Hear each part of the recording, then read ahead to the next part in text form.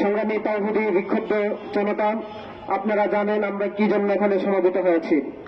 অত্যন্ত পরাক্রান্ত হৃদয় নিয়ে বলতে হচ্ছে, স্বাধীনতার সুবর্ণ জয়ন্তী সন্ধিক্ষণে 2021 সালে বাংলাদেশের মধ্যে 26শে মার্চ ভারতে কসাই নরেন্দ্র মোদীকে আগমন এর প্রতিবাদে বাংলাদেশের তাওহীদি জনতা, মাদ্রাসার শিক্ষার্থীরা যখন রাজপথে নেমে এসেছিল, বাংলাদেশকে স্বৈরাচার হাসিনা যখন ভারতীয় আগ্রাসনের মধ্যে লিপ্ত হয়ে বাংলাদেশকে ভারতের জিম্মায় দেওয়ার চেষ্টা করছিল, তখন বাংলাদেশের আলেম ওলামারা, বাংলাদেশের কওমি মাদ্রাসার শিক্ষার্থীরা রাজপথ দখল করে নিয়ে এই স্বৈরাচারের বিরুদ্ধে তারা বলিষ্ঠ কণ্ঠস্বর হয়েছিল। আমরা দেখেছি ব্রাহ্মণবাড়িয়ার মধ্যে 18 জনকে কসাই নরেন্দ্র মোদীর চেলারা, ব্রাহ্মণবাড়িয়ার নাস্তিক উবাইদুল মুক্তাদির চৌধুরী এর নেতৃত্বে কিভাবে শহীদ করা হয়েছে আমরা সেদিন বলি নাই। আমার স্পষ্ট মনে আছে, বাদুঘর মাদ্রাসা থেকে যখন দুজন আমার ভাই যখন রক্তাক্ত অবস্থায় গুলিবিদ্ধ অবস্থায় ছিল, কেউ তাদেরকে আনার সাহস করছিল না। আমি রিক্সা করে তাদেরকে সদর হাসপাতালে আনার জন্য রওনা হয়েছিলাম। সরকারি কলেজের সামনে আবার বাংলাদেশের নিষিদ্ধ সংগঠন ছাত্রলীগের নেতাকর্মীরা আমাদের উপর হামলা করে সে অবস্থায় আমাকে রক্তাক্ত করে দিয়েছিল।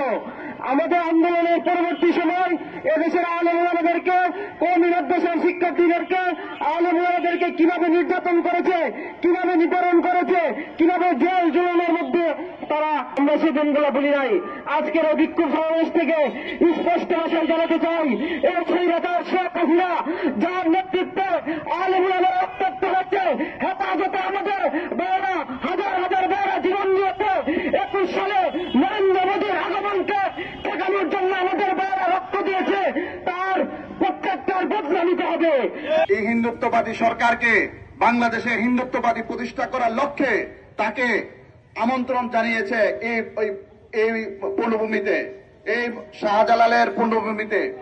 এই ব্রাহ্মণবাড়িয়ার মানুষ, ব্রাহ্মণবাড়িয়ার আলেম ওলামা তা সহ্য করতে পারে নাই, সেই জন্য তার বিরোধিতা করে মাঠে নেমেছিল। কিন্তু আওয়ামী সরকার তারা গণহত্যা চালিয়েছে আমাদের উপর।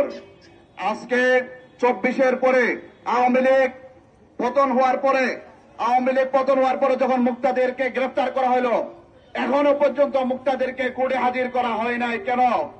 আমি বলতে চাই, মুক্তাদির যত হাজার কোটি টাকার মালিকই হোক না কেন, মুক্তাদিরের ফাঁসি তাওহীদি জনতা এই খাঁটির মধ্যে দেবে ইনশাআল্লাহ।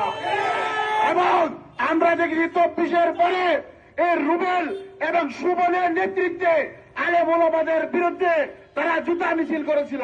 আজকে তারা কোথায়? তাদের দূষণরা কোথায়? আমরা দেখতে চাই।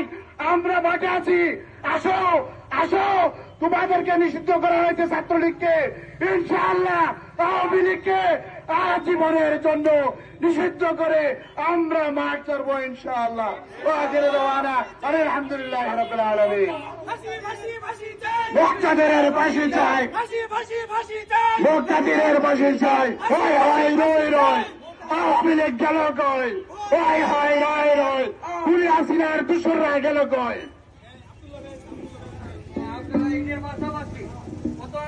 আপনারা দেখছেন দৈনিক কর্ণকণ্ঠ, সবার কথা বলে।